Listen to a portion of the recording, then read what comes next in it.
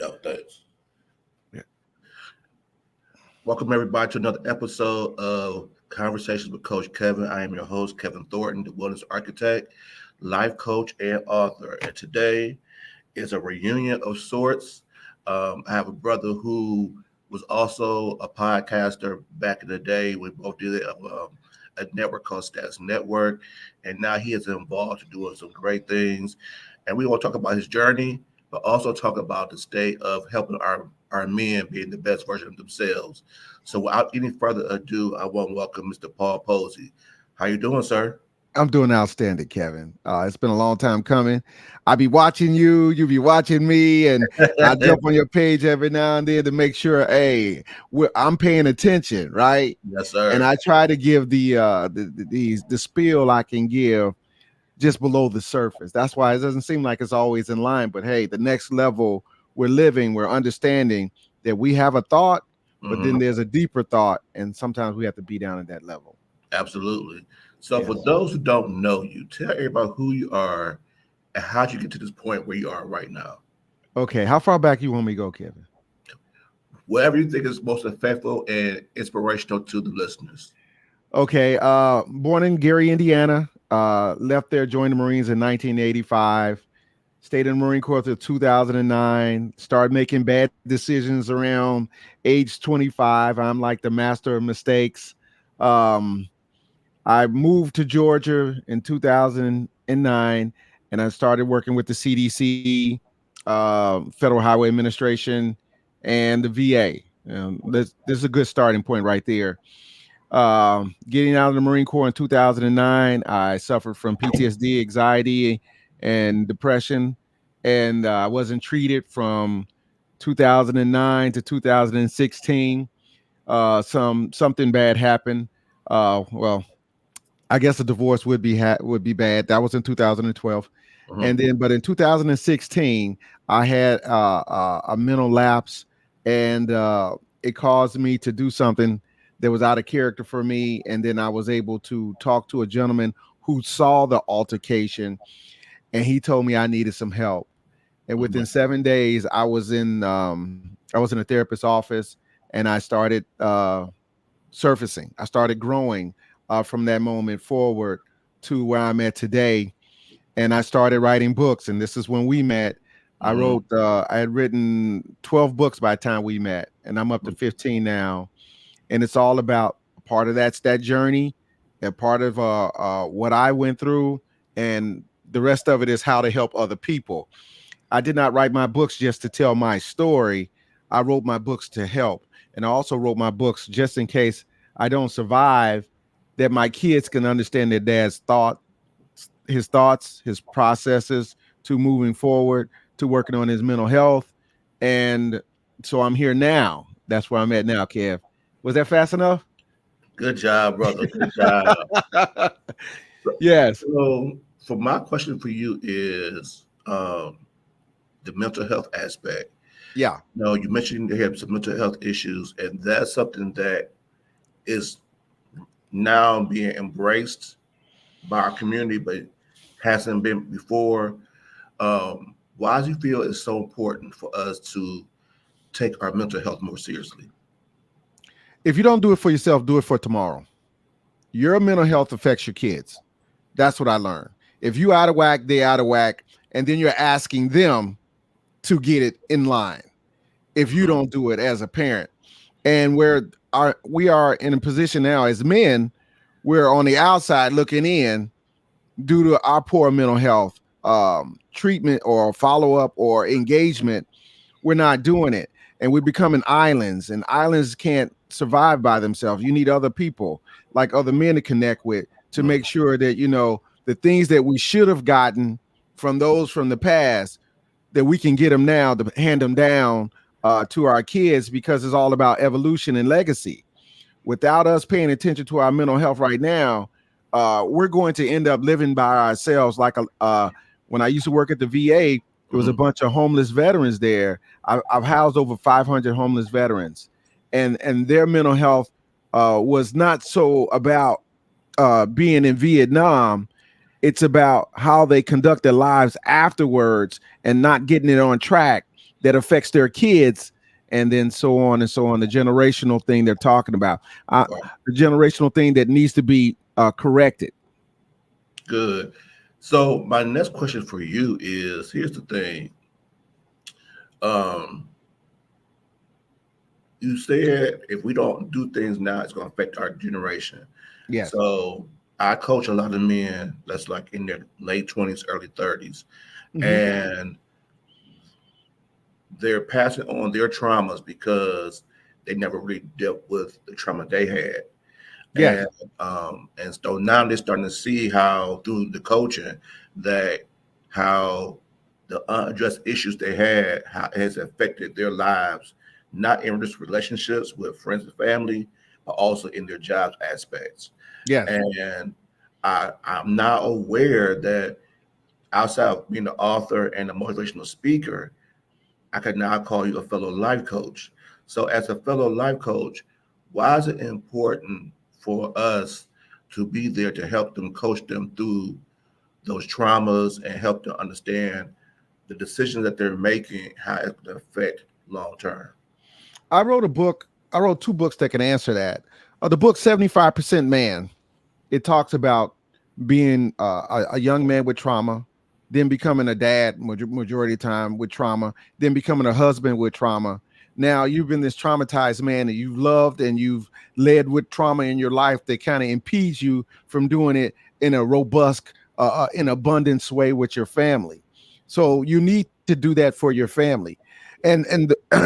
My other book is called Batteries and Suckers. Hmm. The batteries they were supposed to plug into are missing. That's Hmm. why you have the coaching and you have the mentoring right now, because we're substituting for those positions that should have been there. And Absolutely so right. we're trying to work through that. And the only way we can do it is to get involved. We Hmm. can't tell them, get your life right. And you don't know what life right looks like and be able to share it. So that's what's happening, because we're pointing at the kids and telling them to get it right, but they have no clue what right is. And half of us at this age are just barely breaking the surface to understanding what right is. Hmm. So as a life coach and a mentor, we're filling in the gaps. And I think those life coaches and mentors who've actually gone through the journey can talk about the pluses and the pitfalls that these kids are coming into. And if we Hmm. don't do it, we're, like I said before, we're expecting them to get it by the time they get our age. Because like the word dysfunction, I was in the Marine Corps 23 years. I didn't hear the word dysfunction or family dysfunction till after I retired and I was Hmm. 41.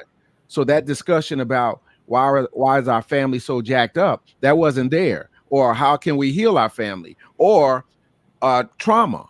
We didn't; those words are not used in the house. Hmm. The behavior is accepted, and the people who aren't there to correct it, uh, they're not there, and that's where we come in, Kevin. Absolutely. I'm gonna have a transparent moment because Yeah. you said some stuff that's very true. A lot of men who come my way, they find me in directories and stuff like that. So they see my bio, they see my pictures, and um, the reality is they see somebody that they feel that might be a good parent because they are, like you said, there is a missing piece Yes. that we pretty much are plug into. Hmm. Um, and so a lot of times they choose me because they feel like I could be a great parent. Just Now, because you some got a of dad bod. right. Don't worry, I got one too, Ken. I got one And too. Yeah. it's crazy because some will say it off the rip and some will not. But the crazy part is because of the traumas, as we begin to coach and stuff like that and spend the time with each other, and they start to understand what's going on, the feelings they have towards me then changes because now Endearment. it's huh, It turns into endearment. there you go. And Yes. then so then that endearment gets them scared because he now is not Kevin the coach, is Kevin someone I actually care for. And the last man that I actually cared for, which is my dad, left me. Hmm. So then the wall begins to come up because they scared that now they have allowed themselves to be endeared by me, that I'm going to leave them as well. And so they tend to try to self-sabotage the relationship because I'd rather mess it up Yeah, and say it's my fault yeah, than for him to leave. yeah. And You so, know, I think that's the part where they have to understand. They have to surrender to the idea to be greater, yep, not fight it. yep, And you know exactly what I'm saying, right? They mm-hmm, I've been disappointed so many times that I just need to stay in the disappointing lane because I mm-hmm, don't want to grow, because it's mm-hmm. going to take some change to grow.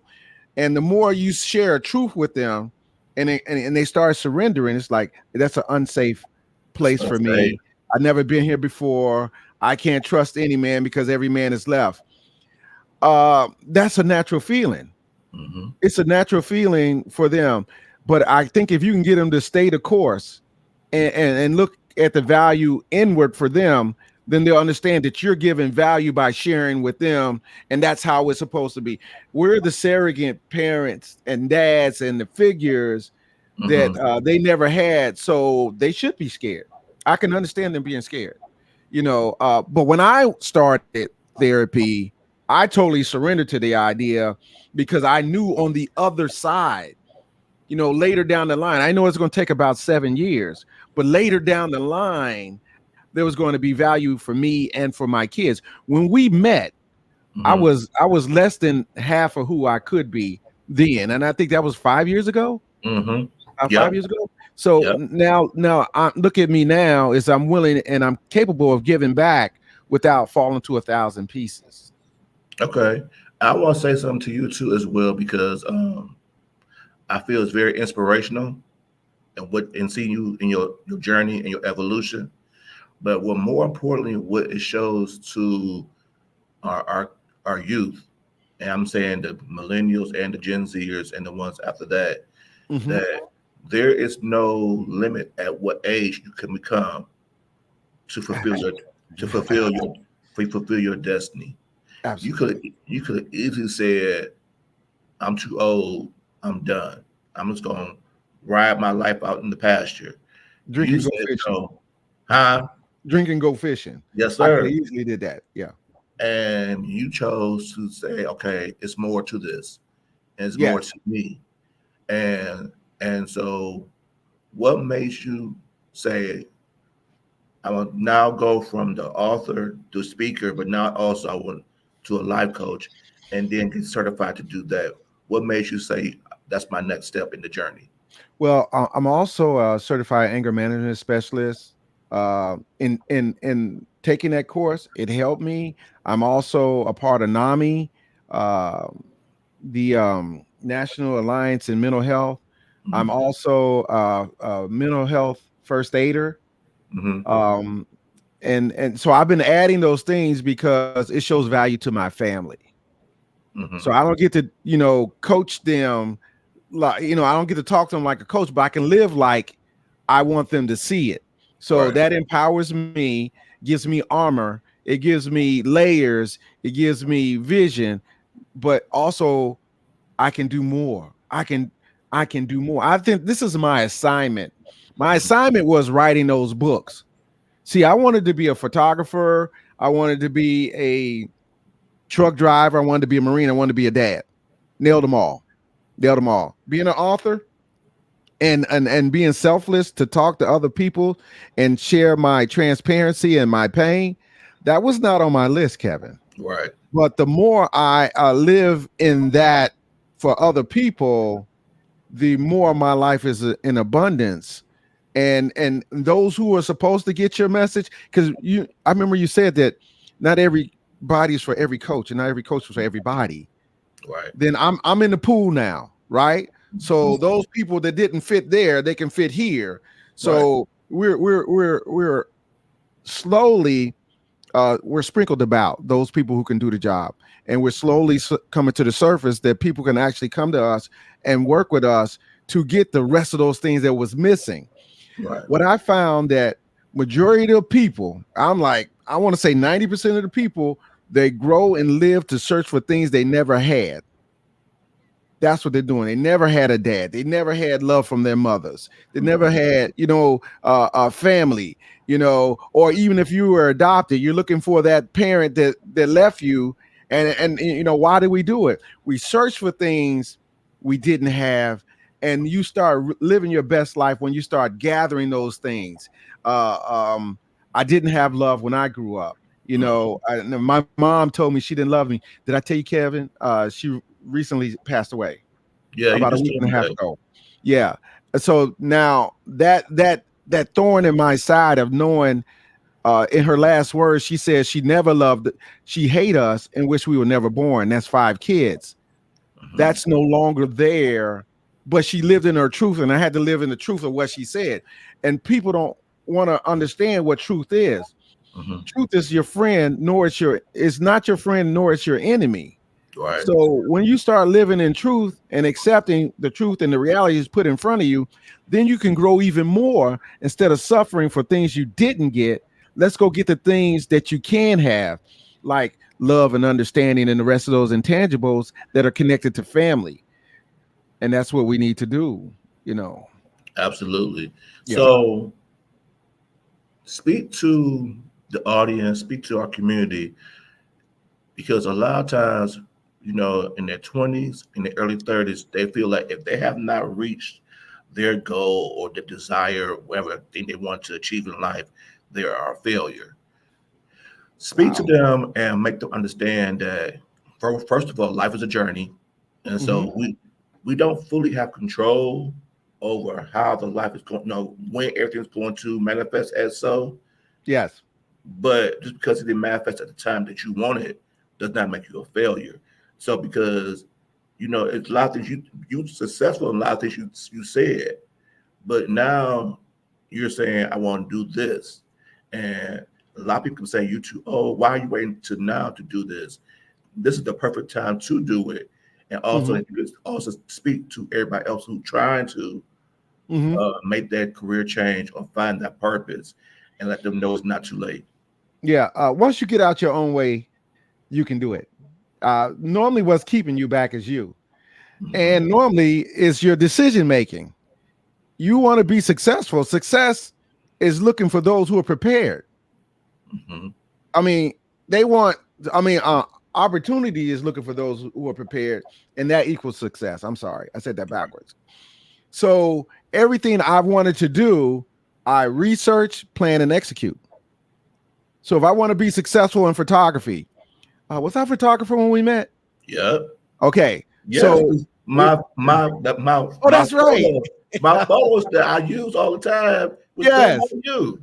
Yes, yes. And so, but prior to that, right? Once I started getting help, then that created more room in my head to add the things I really wanted. Because Mhm. you're frustrated and you got anxiety, you got depression, you have abandonment issues. All that is in your head. Think about it. And then there's no room to learn something new. You Right. you just blocked it out. The only thing you can do is add a game. No, because you're only adding a high score, and those are little victories you're getting. But think about the idea is if I address everything and put it where it belongs, then I can actually put something new in there. And that's where the books came in. I Mhm. dumped out a lot of things that was in my head and in my life. Then when I said I was going to be a photographer, I was a photographer in a week. I wasn't good, but I was a photographer in Right. a week. I went and got my EIN and my LLC, and I bought a camera and I started practicing. And that's how you got to do it. You got to make room. And majority of the time, you are the person that's in the way, not the other people. Because what you'll start finding out is, especially if you like take anger management anger management course, there you're not the problem. It's your reaction to the problem. And let me say this about life. There's two parts to life, and we should live in this. We should make a plan for our life, and then there's life. Right. The plan is where you want to be when you're no longer working. I call that the destination. And how are you going to get there? Mhm. We all know we need a house to live in. We all know we need health insurance. We all know we need food. That should be our plan. What route we're going to take so that happens. Right. Then in that, learning how to make decisions and planning, when life shows up to the things you can't control, you respond to life better because you had a plan, you know what you're going to do. You've gained some resources, you learn how to make decisions, because decision making is one of the bigger parts. You Mm-hmm. know, not what this look like when I want to be. I want to be a rapper today. No, if I want to be a rapper today, what does it look like in 10 years? What Right. does it look like if I don't become a rapper? What am I going to do pertaining to my destination? That's the important thing they need to do. But they're so distracted by the immediate things that affect them, but they don't know you're going to live a long time. And there's some things you need to work out so it all gets smoother, because life is about stacking lessons, right? Mm-hmm. You get a lot of lessons. And what they say, you live and you learn, Mm-hmm. right?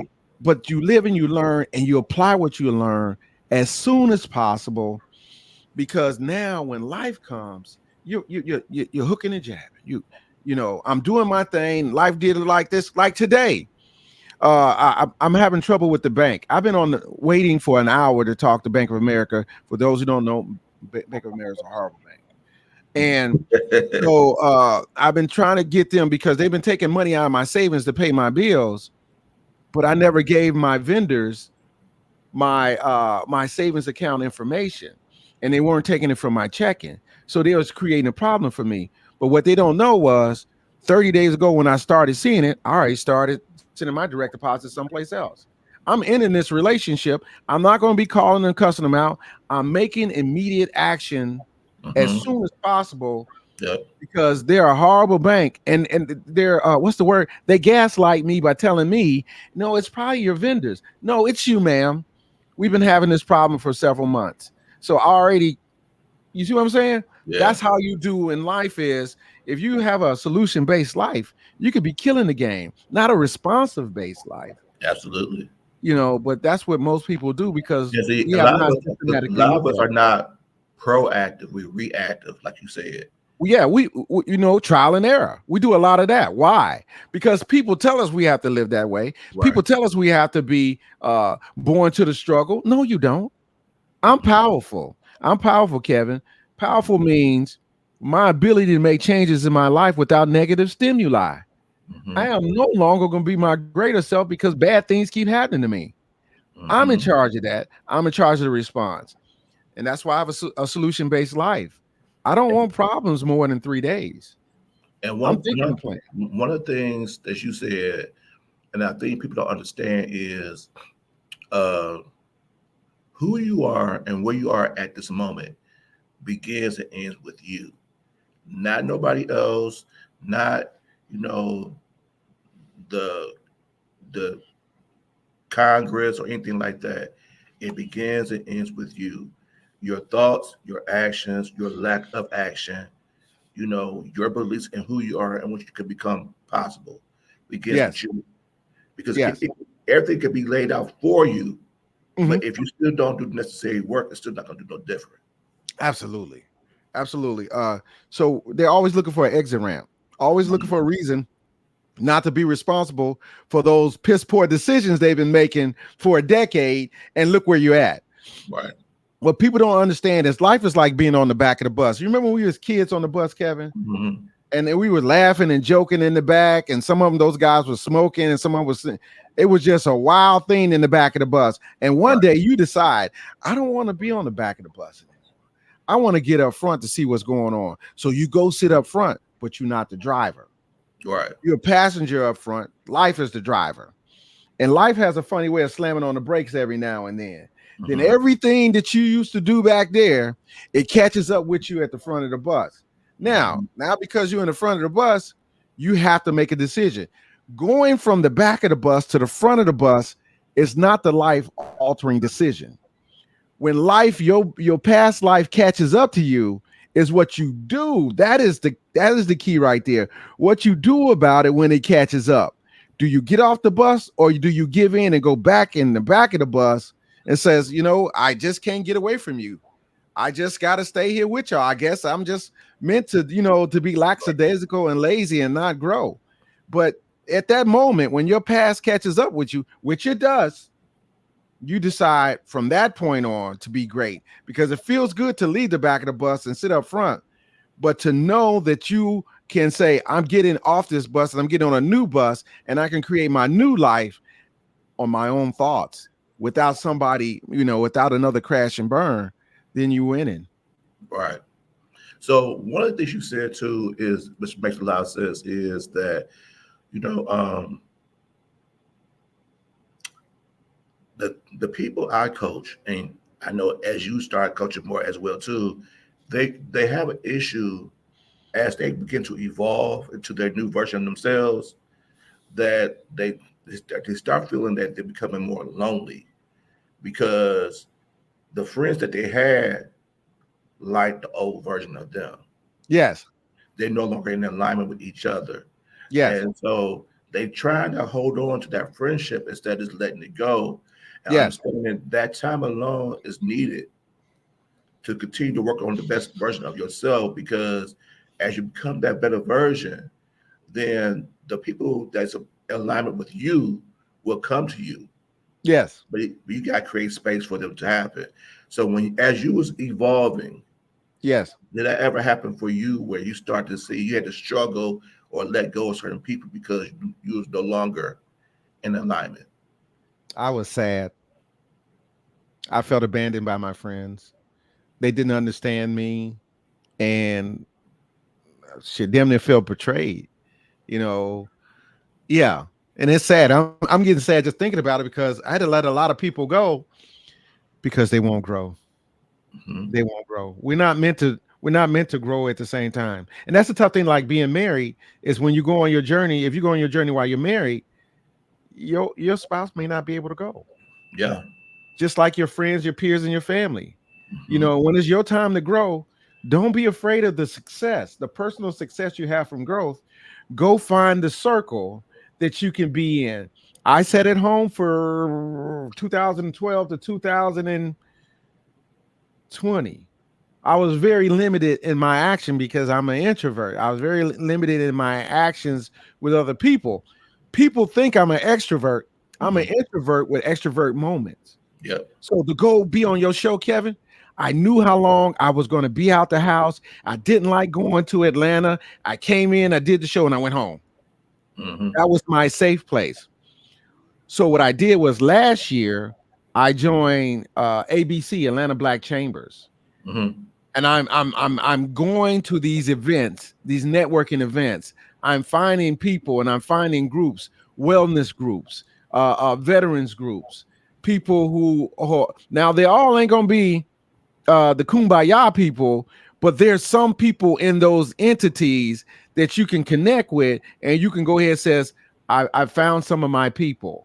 So you're right. You're going to have to be alone first. And Hmm. when you're single, getting into a relationship is not going to be your best thing while you're on your journey, because you're the day you pick that person, you're not going to be that same person 2 years down the line. And you said, Hmm. why did you change on me? I wanted you the way I found you. And that's why Absolutely. I wrote the book 75% Man, because when women find these men and they want to have babies with him and they want to marry him and he's underdeveloped, now you're upset because you find it out that he's not at his full potential. And he's like, I thought you 6'2", you making a little money, that you got it all figured out. But all you do is sit in a room by yourself, or you play that game, becoming an island inside the house. Now we have a problem. Hmm. That's why that if you can just get on your journey to be the maximum you, and the maximum you ain't got nothing to do with money. Yep. It's telling you the truth about how you really feel, because we as men, we tend to only have three emotions until we find more: extremely happy, extremely mad, and extremely horny. So Yep. there's a full range of emotions that we need to gather before we take on families and kids and be in a position to say, hey, this is how we feel about Hmm. things, and this is what we think about things. This is Hmm. your mother nurturing you. This is me showing you leadership from the front. and what you could possibly be, and how to put building blocks to your greatness. So there you go, Kev. Let's stop. Let's hold it right there Uh-huh. because you said something. You said extremely happy, extremely angry, extremely horny. Yes. So me coaching the men, if they tell me a situation that's going on, let's say it had like a real bad week, and I said, "How did you feel?" You're gonna say angry. They they're coming from up here. I Mm-hmm. said, "Don't think, feel. How does it feel? How did it make you feel?" Yeah. And Paul, it's hard for them to give themselves permission to feel anything because Yes. we were we never gave permission as children Yes. to feel anything but the happiness or anger. Yes. So now you have the sadness in you, but you don't know how to express it or allow yourself to tap into it Mm-hmm. because you were never allowed to do it. And now I'm telling you, it's okay. Mm-hmm. It's a safe space, Yes. and you'll see it more and more. It's what's crazy is as I talk to them and I spill and I pour into them, you can see they want to cry. Yeah. You see that their heart is breaking as we Yes. have this conversation. And I say, give yourself permission to let your heart break. The frustration comes from not having tools. That's Hmm. like the go-to. I'm frustrated. It's like your car breaks down on the side of the road, Kev, right? And you don't know what to do. You're frustrated.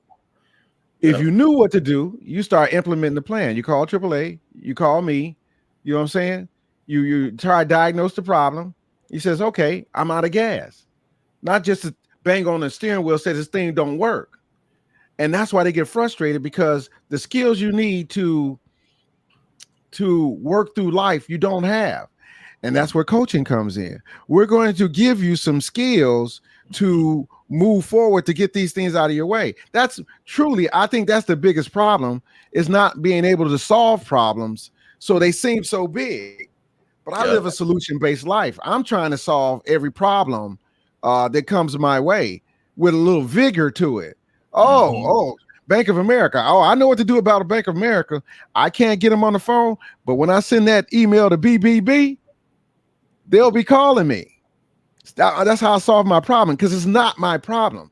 And so if I take on all these things and you start breaking it down through the weeds, you figure out some of this is not my problem. But to go ahead and feel, you almost got to explain to a person is there's like 1,000 feelings out there, right? Hmm. Let's read some. Yep. Let's go beyond frustration and horny and happy. Melancholy, you know, exuberant, those other things. If you don't ever speak the language, they'll never know it's there. So Hmm. when you ask the follow-up question, and you're asking the open-ended question, hey, tell me how you feel, then how does that make you feel? Kind of like what the therapist does. How does Hmm. that make you feel? Then what Yep. do you want to do about it? But once you get them to the skeleton of the idea that these are all these emotions out here, let's talk about them. And if we could talk about them without them going on, then it'll resonate that, hey, that's that feeling they were talking about, Hmm. other than the three that I have. Right. Now, the three that I have ended up in bar fights and 5 baby mamas and 7 kids. Hmm. So you see, extremely happy, Right. extremely mad, and extremely horny. Right. But I had to understand that there's a whole dynamic range of feelings out there that we must tap in, but we have to talk about feelings. Let's try to talk about them when they're not on the table. It's like trying to solve you're giving a speech to your kid, right? Hmm. About they need some rent money, and you're trying to give them the speech. That's not when they need the speech. They need the Right. speech way before that. So when that moment comes, we already know what we're going to do. You know, Exactly. yeah. So what's next for you? Man, Kevin, I'm so excited. Starting in August, I started my own platform to talk with men. It'll be men only. We'll have a safe place to communicate.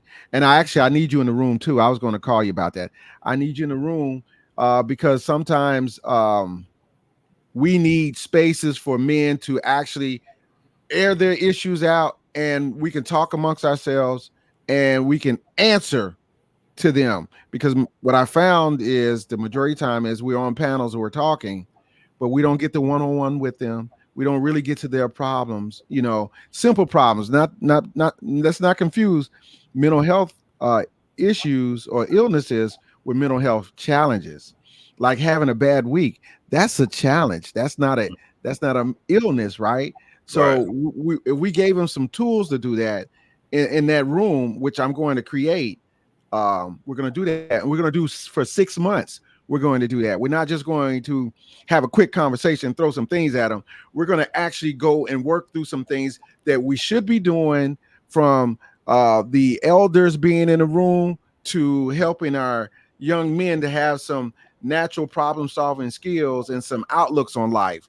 So that's what I'm about to do, Kev. I'm so excited. This has been 7 years coming to get in a position to speak in front of people, and I kept trying to get put on by other people.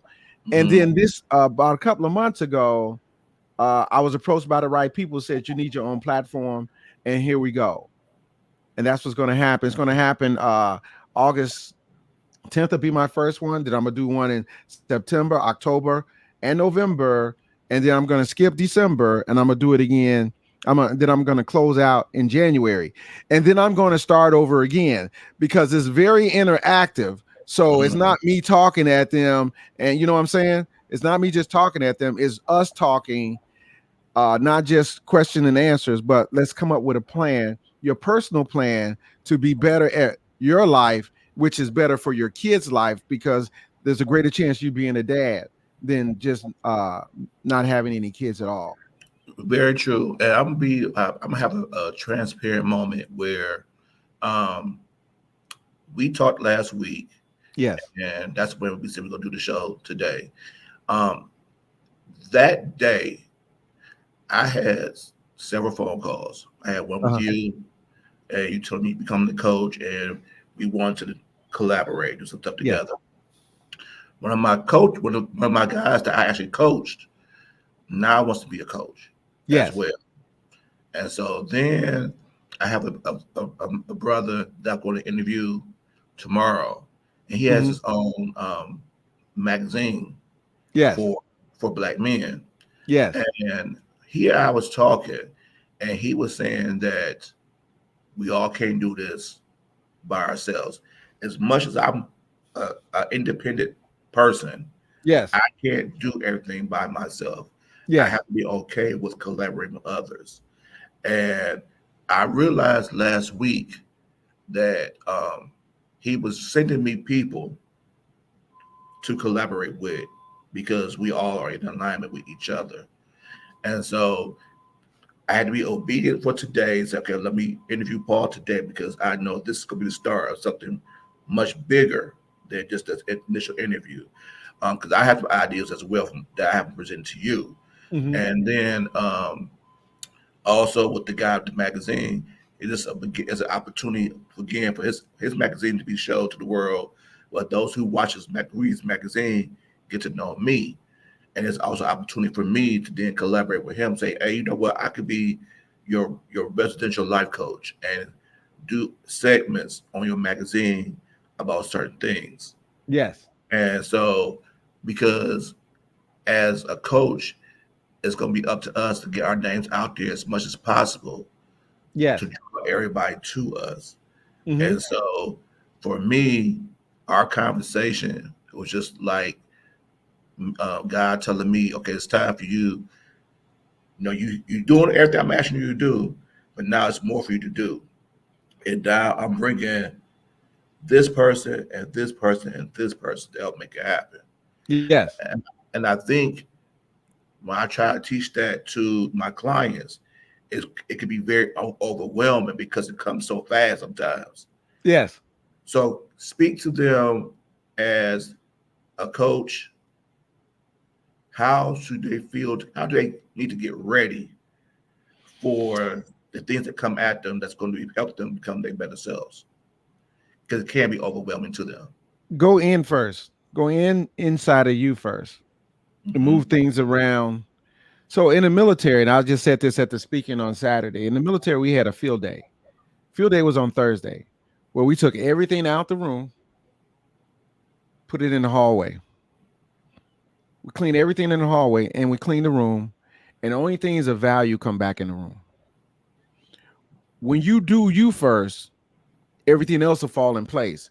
So you Hmm. just can't go out and say, I want to be a coach and you have did the coach work. The personal Hmm. work on yourself, So for the other people that you have to understand is it starts with you and how much space you want to create for your greatness. Hmm. Because you can't be holding on childhood trauma. It has no value going forward.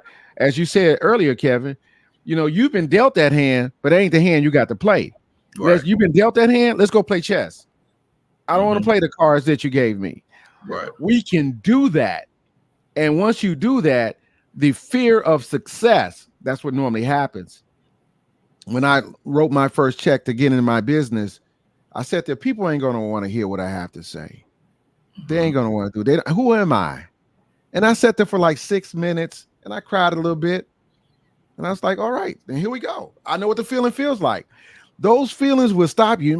Listen to that. Feelings will stop you. Right. Feelings will stop you. Not a real roadblock like you don't have a degree. That can stop you. But your feelings, you're doing Hmm. yourself a disjustice. So if you start to work from the inside, clean out everything that doesn't have value, pick up the things that do have value, make room for things that have value, make room for people in your circle that'll give you value and access. Like we hadn't spoken years, and something says, call Kevin. And I was on you, right? I sent a Hmm. message here and I sent a message there. And I didn't know what you were doing, but something said, call Kevin. And I understand that in this business right here, it's about credibility. Hmm. And one of the reasons I called you is we have credibility. We have a positive history. Hmm. And just because we don't speak every day, it doesn't mean that we're not important or that I don't value you. We've been running down the same lanes on the Hmm. on the highway. Now we're next to each other and we're just going to keep going forward. And I Right. think the younger people need to understand once you start going forward, people will start getting next to your lane. They'll Exactly. start doing it. You just don't be scared that you're going to be out there alone. And yeah, you're going to be scared you're going to lose some people, but they need to go anyway because their misery loves company. If they can draw you into their misery, they ain't got to grow, but you got to grow. Well said. I'm gonna end it with that because that's gonna be. I'm gonna ask you for a final thought, but that right there was perfect. Tell everybody how they can find you, social media wise, all that type of Yes. stuff. If they want to buy your books, how can they do that as well? Yes. My books has his own website is neg2pos books.com, negative to positive books.com. You can find me on Facebook. I have a great YouTube channel, Paul Posey on YouTube. That's very easy. At negative to positive. If you type in neg the number 2 pos anywhere, you'll find me. I just didn't wear one today. Hey, you like my new shirt? I do. This goes with my photography. So I'm also a There you full-time go. headshot photographer.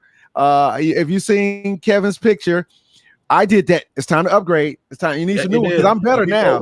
we do because Yeah. everybody loves the picture of me with my eyes, like my book is like right in my face with Dope, my wasn't it? eyes. They love that picture. Yes. And That's so, so let's talk about patience. Um, is doing something positive while you're waiting for something to manifest. So while I was waiting for this season for the books, you can find them on that website. I'm in Walmart, I'm in Target, I'm in Books a Million, Barnes and Noble, and Goodreads. While you're waiting for your moment, do something else just as great with the same amount of energy. So you'll have two ways to go. I have my photography and I have my books and my speaking because I did not just say, man, ain't nobody buying my books, and this is not the season for my books, and no one's talking about men's mental health. And look what happened, Kevin. hmm Now we're at that space, and I'm ready. I'm prepared. I got everything that requires that. And that's why I was like, well, I need to go ahead and become a life coach also, because after I step off in August, it's going to be a flood of people understanding that, hey, I need to connect with this guy. He's going to give me some tools so I can stop being frustrated. And I did the anger management and the other things, the suicide prevention program. I'm part of that too. I put all those things in place while I was waiting for this. There So you there you go. go. Yeah. Thank you so much for being a part of my show. Thank you all for tuning in as usual. Please like, subscribe, and hit that notification button so we can continue to see great men like this doing positive things. Until next week, I say salute. Hold on. Peace. Good, good job, brother. Hey, Kevin, I'm getting pretty good at this stuff, ain't it?